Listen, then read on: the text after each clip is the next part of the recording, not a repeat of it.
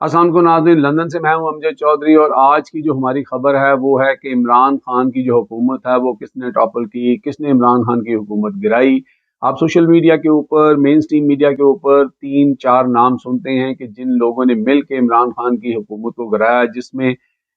14 जमातें जो मुल्क के अंदर हैं, जिनके प्राइम मिनिस्टर इस वक्त हैं, जिसको इम्पोर्टेड हुकूमत का नाम दिया जाता है।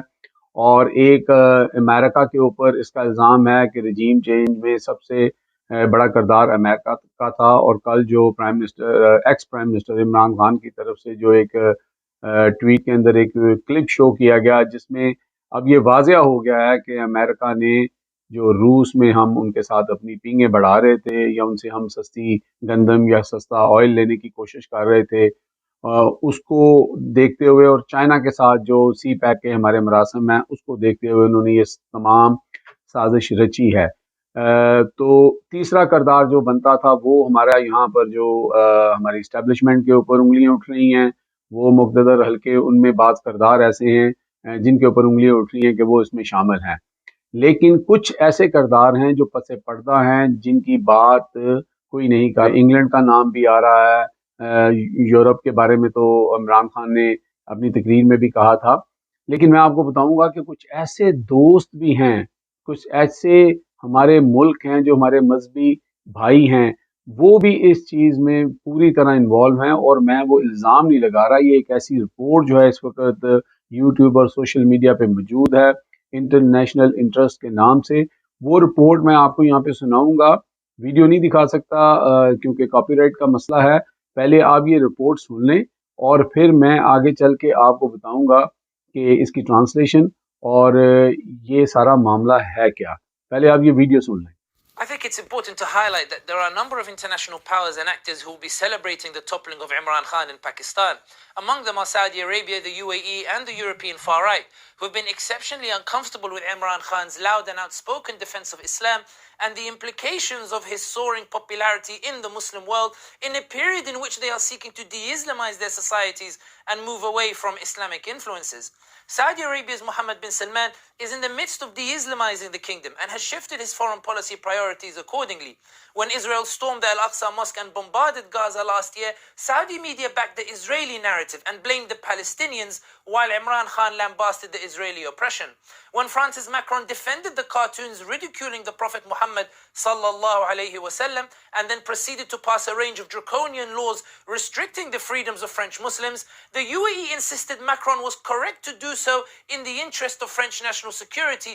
while Imran Khan criticized Macron and delivered a historic speech in the UN denouncing Islamophobia and the role of states in exacerbating it. In 2019, Malaysia's Mahathir Mohamad sought to convene a summit of Muslim nations in protest at Saudi and UAE policies and invited Pakistan, Indonesia, Turkey and Qatar. With Pakistan and Indonesia, the summit would have represented more than half of the world's Muslim populations. Saudi Arabia and UAE panicked and proceeded to threaten Imran Khan by telling him they would withdraw investments and send Pakistanis back to Pakistan if he attended. Saudi and the UAE have also been annoyed at the manner in which Imran Khan has sought to use the OIC to try to force them into positions on issues such as Kashmir and Palestine. Saudi and the UAE are pursuing closer ties with both India and Israel and are keen not to antagonize either. Both have sought to disassociate from these Muslim issues and separate them from national interest. Yet Imran Khan has consistently sought to push the OIC into public positions that they would rather avoid.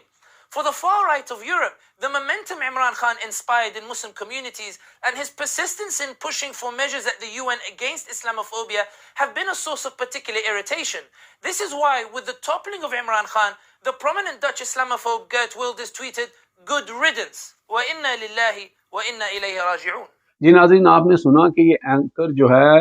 वो चीख चीख कर ये बता रहा है कि इसमें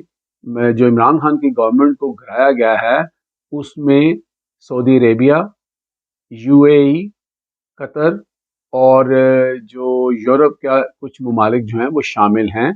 मैं आप आगे बता चुका हूँ कि इंग्लैंड है, उसमें बाकी दीगर ममालिक भी हैं, वो भी पसंद नहीं करते थे। लेकिन आप हैरान होंगे कि यूएई और सऊदी अरेबिया और कतर का तो आपको पता है कि वो जो शरीफ ख़ानदान है उनके कितने करीब हैं, और कतर के भी इंटरेस्ट वही हैं तकरीबन जो सऊदी अरेबिया के हैं। और दुबई के साथ जो हमारा यूएई के साथ जो हमारा मसला है, وہ تو آپ کے سامنے ہے کہ جو ہم گوادر پورٹ بنا رہے ہیں وہ شروع سے ہی اس کے اوپر خوش نہیں ہے، کیونکہ یہ ایک چیلنجنگ چیز ہے ان کے لیے، کیونکہ ان کا پورٹ ہے اور یہاں پہ یہ جو ڈیپ سی ہے دنیا کا سب سے اہم ترین، وہاں پر ہم کام کر رہے ہیں چائنا کے ساتھ، اور چائنا اس کو بڑے صحیح طریقے سے جو ہے وہ آپریٹ کر رہا تھا، تو ان کا تو یہ انٹرسٹ نظر آتا ہے۔ اب آپ کہیں گے کہ سعودی عربیہ کا نام کیوں آ رہا ہے اور سعودی عربیہ کو کیا مسئلہ ہے؟ وہ تو ہمارے بڑے دوست ہیں، عمران خان کو بڑا وہاں پہ ریڈ کارپیٹ جو ہے ویلکم ملتا تھا، اور سارا، اور پھر ابھی 2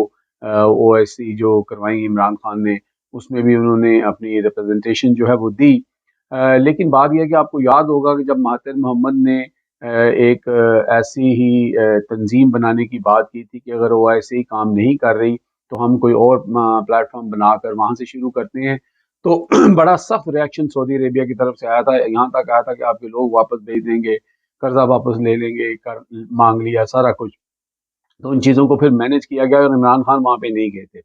لیکن ابھی جو مسئلہ ہے وہ بڑا ڈفرینٹ ہے، وہ یہ ہے کہ سعودی عرب کے اس وقت کے جو حکمران ہیں وہاں پر، جو بھی کرتا دھرتا ہیں، ان کے جو مین سٹریم لوگ ہیں، وہ جو ہیں وہ اس وقت وہاں پر ایک سمجھ لیں کہ آزاد خیالی اور ایک ماڈرن معاشرہ جو ہے اس کی تشکیل نو میں لگے ہوئے ہیں۔ آپ نے سنا ہوگا کہ ایک وہاں پہ سٹی بنایا جا رہا ہے جو اوپن ہوگا تمام تر ایسی چیزوں کے جو یورپ میں یا دبئی میں ہوتی ہیں، بلکہ کہتے ہیں کہ ان سے بہت زیادہ ایڈوانس ہوگا، یعنی ہر طرح کے 24/7 وہاں پہ ہر طرح کی سروس ہوگی۔ اور ایک چیز ان پہ وہاں پہ رکی ہوئی تھی کہ شراب کا جو لائسنس ہے اس کے بارے میں تھا، جوئے خانے تو وہاں پہ ہوں گے، کلب تو وہاں پہ ہوں گے، ڈانس یہ ساری چیزیں تو ہوں گی، باقی جو خرافات ہیں وہ بھی ہوں گی، تو وہ بھی ایک تھوڑا سا ریاکشن ہے ٹائملی، وہ شراب کا جو لائسنس ہے وہ بھی مینج ہو جائے گا۔ اسرائیل اس میں جو ہے وہ معاونت کر رہا ہے، اور دوسری طرف جو ہے یہ جو سٹی بلڈ کیا جا رہا ہے یہ انڈیا کی ایک بہت بڑی کمپنی کو تقریباً اوور $40 بلین کا جو ہے کانٹریکٹ وغیرہ مبینہ طور پر دے رکھا ہے۔ اب یہاں پہ یہ بات آتی ہے کہ اس ساری چیز کا عمران خان کی گورنمنٹ کو ٹوپل کروانے میں سعودی گورنمنٹ کا کیا انٹرسٹ ہو سکتا ہے؟ تو بات یہ ہے کہ وہ حکمران جو وہاں پہ اس طرح کی آزاد خیالی کی سوچ رکھتے ہیں، ان کو اس بات سے بڑی سخت تکلیف اور اذیت ملتی ہے کہ ایک پاکستان کا جو اجمی، ہمیں کہتے ہیں کہ اجمی بندہ ہو کر وہ پوری دنیا میں اسلام فوبیا کے خلاف بات کر رہا ہے، وہ پوری دنیا میں جو ہے وہ نبی پاک صلی اللہ علیہ وسلم کی نموس کی بات کر رہا ہے، وہ ایسی یونیورسٹی بناتا ہے کہ جس کے اندر جو ہے وہ پوری دنیا سے اچھے اسکالر لیے جائیں، وہ اپنے اسکول نظام کے اندر قرآن کی تعلیم با ترجمہ 5ویں کلاس تک جو ہے وہ لازم کرتا ہے۔ وہ ایک ایسا دن جو ہے 15 مارچ کا جو ہے وہ نموس رسالت اور اسلام فوبیا کے خلاف منوانے میں جو ہے وہ کامیاب ہو جاتا ہے UN میں۔ تو یہ ساری چیزیں جو ہیں، اور وہاں کی جو یوتھ ہے اس وقت مڈل ایسٹ کے اندر، جو یوتھ ہے، جو ایک آپ کو پتہ الجزیرہ کے اوپر انٹرویو ہوا تھا وہ بہت فیمس ہوا، لوگوں نے بہت دیکھا، تو یہ ساری چیزیں جو ہیں وہ ان کو بالکل سوٹ نہیں کر رہی تھیں، یہ ان کے لیے تھوڑا سا ایک آکورڈ سچویشن پیدا کر رہی تھی، تو وہ نہیں چاہتے تھے کہ، کیونکہ ایک سائڈ جو ہے وہ یورپ کی طرف یا وہ ماڈرن جو چیزیں ہیں اس کی طرف جا رہی ہے، اور خان صاحب جو ہیں وہ آ کے آپ کو فیملی کلچر اور جو فون کے اوپر سوری فون کے اوپر جو خرافات ہیں، باقی جو چیزیں ہیں اس سے روکنے کی کوشش کرتے ہیں یا بتاتے ہیں۔ وہ علیحدہ بات ہے کہ ہمارے ملک میں ان کے اوپر جو ہے وہ مسجد نبوی کی بے حرمتی کا جو ہے پرچہ دے دیا جاتا ہے، ان کو گستاخ قرار دیا جاتا ہے۔ البتہ آپ نے دیکھا کہ آج مفتاح اسماعیل کراچی اترے تو ان کے ساتھ وہاں پہ کیا ہوا، وہاں پہ لوگوں نے ان کو دھکم پیل کیا، چور چور کے نعرے لگائے، اور پتہ نہیں کیا کیا ان کو کہا، امپورٹڈ حکومت، یہ دھکے مارنا، فزیکل ہونا غلط بات ہے، لیکن یہ پہلے سے ہم نے کہا ہے کہ یہ ہوگا، اور اب یہ وہ جو لوگ ہیں ان کو آئیڈینٹیفائی کر کے ان کے خلاف بھی پرچہ ہوگا۔ ہم آتے ہیں اپنے مدعے کی طرف۔ تو اس صورتحال میں اب جب شہباز شریف صاحب وہاں پہ گئے ہوئے ہیں اور MBS سے ان کی ملاقات بھی ہوئی ہے اور وہ ڈیمانڈ کر رہے ہیں، یہاں پہ تو یہ پورٹرے کیا جا رہا ہے کہ جی ہمیں اتنا پیسہ مل گیا، یہ ہو گیا وہ ہو گیا، لیکن جو انٹرنیشنل رپورٹ کیا جا رہا ہے کہ ابھی ڈسکشن جاری ہیں، ایسا ہوا نہیں ہے۔ کیونکہ ایک بات اور میں آپ کو بتاؤں کہ جب عمران خان نے بھی